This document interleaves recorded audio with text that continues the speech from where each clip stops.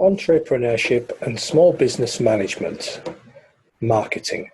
The objectives of this presentation are first to define marketing, second describe market segmentation, third explain targeting, fourth describe positioning, and finally describe brand management. Slide entitled Marketing Defined. Marketing is about ascertaining who the ideal or typical customer is and what their needs and wants are, and then servicing those needs and wants with a product or service at a profit.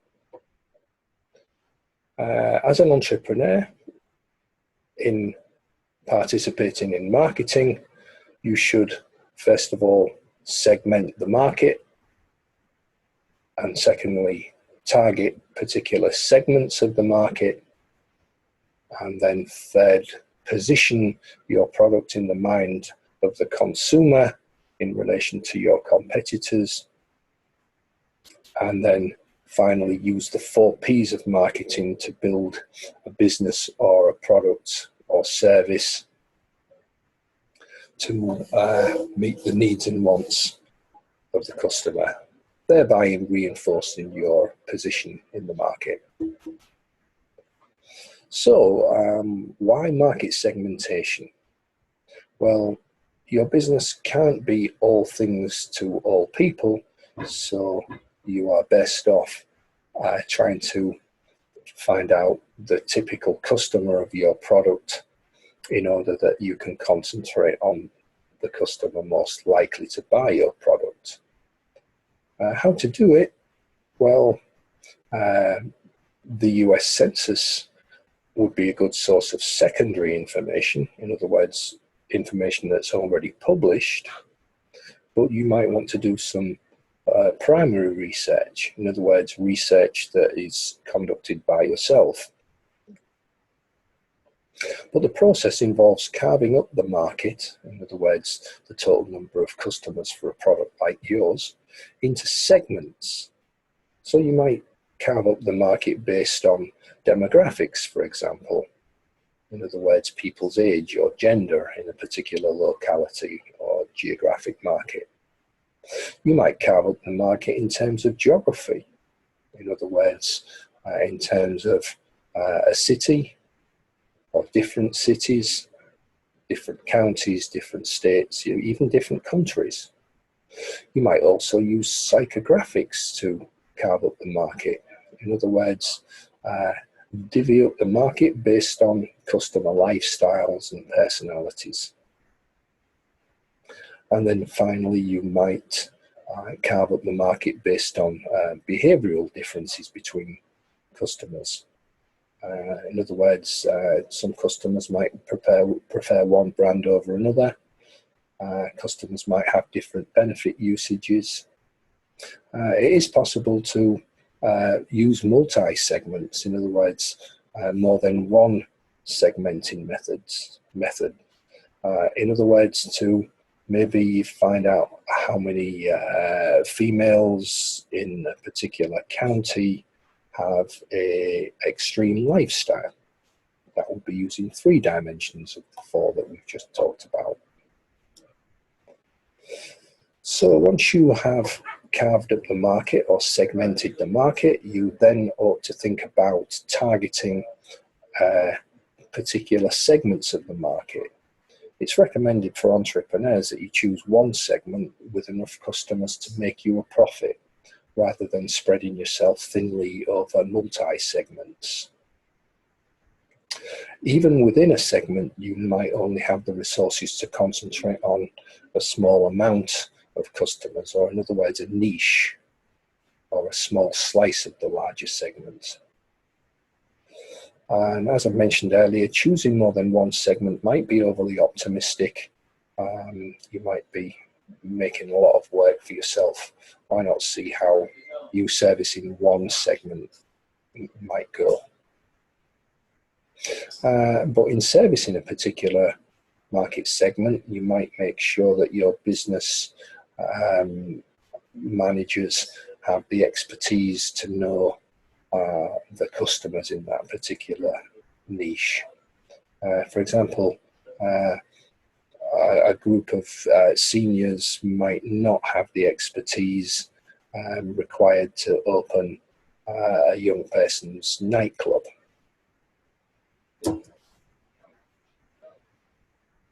Positioning. So positioning is about trying to differentiate your product in relation to the competition in your industry, so that customers know immediately what to expect from your competitors that they might not get from other competitors.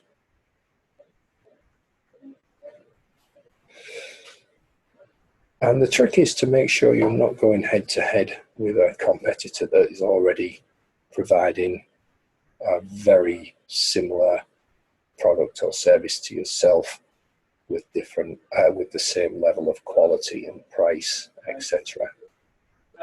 You might want to use a positioning or a product attribute map. This describes what you were able to give the customer on a number of product dimensions, such as quality and price and durability, etc., and what your competitor is able to give along those dimensions. And you might want to try to brand your position with a tagline. For example, quality products at all times will help the customer file away your brand in terms of a product to go to when they require quality on a 24/7 basis. We'll be talking about how to use the marketing mix to target a particular niche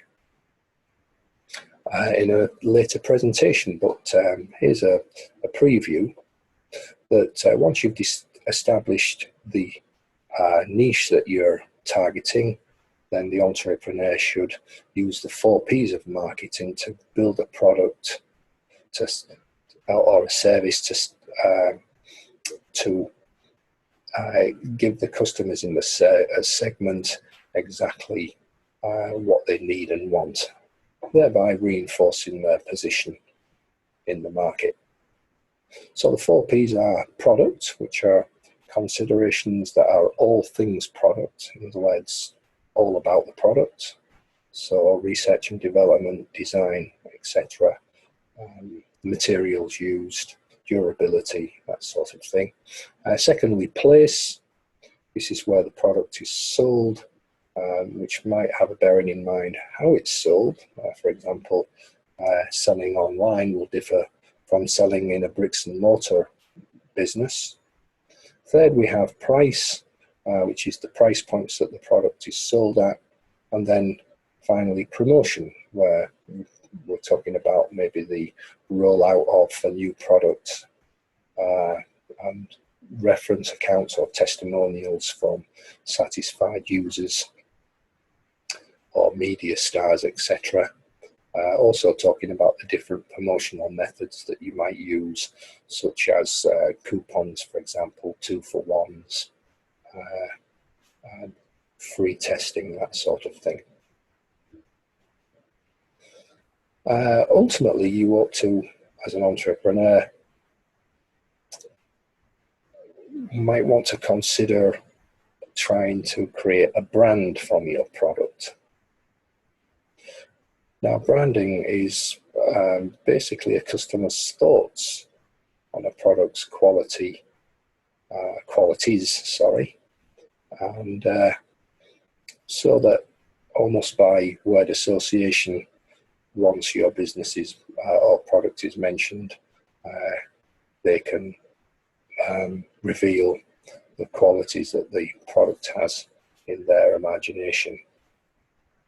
Think of yourself as a brand. If you're a student, how might your instructor think of you as a student? Do they think of you as a worker bee? Do they think of you as very creative? Do they think of you as very laid back?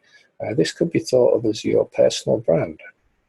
Think about your brand also as a citizen or as a friend.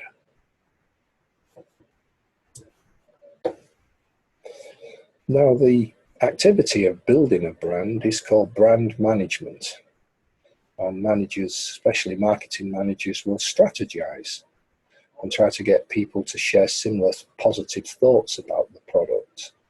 And this ultimately will create brand loyalty. In other words, hopefully that people will buy a brand repeatedly, possibly without even thinking about the choices that they can have by way of a similar product. And this is because they know what they're going to get. They expect the same value from that product. And getting customers that are brand loyal will ultimately lead to brand equity. In other words, an expression of the financial worth of your product in terms of its brand. And this will be shown on the balance sheet. You might want to consider co-branding as an entrepreneur. This is when companies come together to increase the value of the brand. In other words, a good example of that would be computers, laptops, etc., with the logo Intel inside, as an example of co-branding. It might be a particular brand of computer, such as Dell or Hewlett Packard, that might have Intel inside. Good example of co-branding.